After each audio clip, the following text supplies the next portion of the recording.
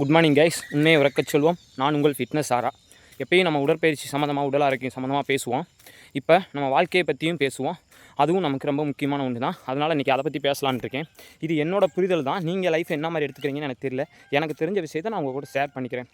இப்போ என்னென்னு பார்த்தீங்கன்னா, நிறையா பேர் பார்த்தீங்கன்னா, நான் எந்திரிக்கணும், காலையில் எந்திரிச்சு ஏதோ ஒரு பயிற்சி பண்ணணும்னு ஆசைப்பட்றோம். ஆனால் அதை நம்ம செய்ய முடியறதில்ல.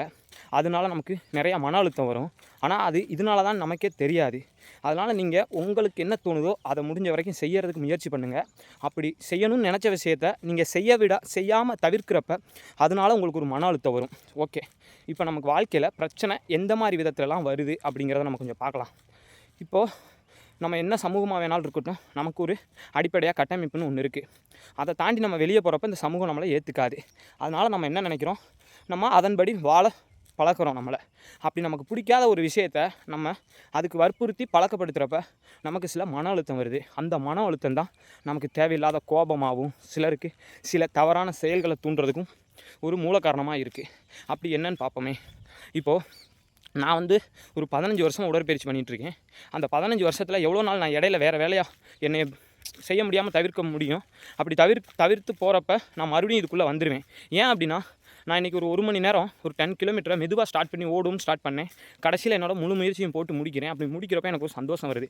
இந்த 1 மணி நேரம் பார்த்திங்கன்னா என் லைஃப்பில் எவராலையும் கொடுக்க முடியாத ஒரு சந்தோஷம் எனக்கு கிடைக்கிது. அப்போது நான் இதை பண்ணுறதுல மட்டும்தான் ரொம்ப சந்தோஷமாக இருக்கேன். இதனால் மட்டும்தான் என்னோடய மன அழுத்தம் குறையுது. ஆனால் இப்போ நம்ம ஏதோ ஒரு இந்த சமூகத்தில் இருக்க கட்டமைப்புனால நம்ம சில விஷயங்களுக்கு தள்ளப்படுறோம். அப்படி என்னென்னு பார்த்திங்கன்னா, நமக்கு வேலைக்கு போகணுங்கிறது கட்டாயம். அப்படி வேலைக்கு போனால் ஒரு நல்ல சம்பளத்துக்கு வேலைக்கு போகணுங்கிறது ஒரு கட்டாயம். அந்த வேலைக்கு போனதுக்கப்புறம் ஒரு கல்யாணம் பண்ணணுங்கிற கட்டாயம். அடுத்தடுத்து நம்ம லைஃப்பில் நமக்கு என்ன நடக்கும்னு நமக்கே தெரியும். அப்படி இருக்கிறப்ப நமக்கு பிடிச்ச மாதிரி வேலை அமைஞ்சிருச்சுன்னா அது நமக்கு சந்தோஷம். பிடிக்காத வேலையை நம்ம இந்த கட்டமைப்புக்காக கஷ்டப்பட்டு செய்ய ஆரம்பித்தோம்னா அதுதான் நம்மளோட மன அழுத்தம். இதில் நான் என்ன சொல்ல வரேன்னா, நம்ம எல்லோரும் அந்த கட்டமைப்பை விட்டு வெளியே போக முடியாது. ஏன்னா இந்த சமூகம் நமக்கு சின்ன வயசுலேருந்து அதை தான் சொல்லி வளர்த்துருக்கு. நீங்கள் இதை பண்ணணும், இதனால தான் உங்களுக்கு லைஃப் நல்லாயிருக்கும்னு சொல்லி நம்ம அதை கேட்டு தான் வளர்ந்துருக்கோம். அதை விட்டு நம்ம வெளியே போனோம்னா நமக்கு தேவையில்லாத மன அழுத்தம் கண்டிப்பாக வரும். அதனால் நான் அதை விட்டு உங்களை வெளியே போக சொல்லலை.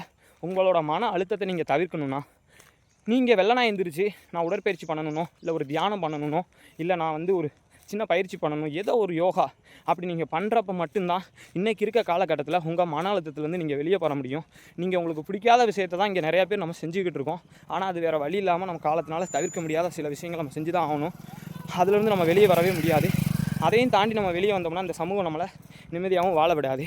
தயவுசெய்து நீங்கள் என்ன நினைக்கிறீங்களோ அதை பண்ணுங்கள். அதில் மட்டும்தான் நமக்கு சந்தோஷம் இருக்குது. நீங்கள் ஒரு நிமிஷம் உங்களுக்கு சந்தோஷமாக வச்சுக்கிறக்கு ஒரு விஷயம் செய்கிறீங்கள, அதை ஒரு நாள் ஃபுல்லாக நம்மளால் செய்ய முடியுமான்னு பாருங்கள். அப்படி செஞ்சோம்னா அதுலேருந்து தான் நமக்கு மன அழுத்தத்துலேருந்து வெளியே வர முடியும்.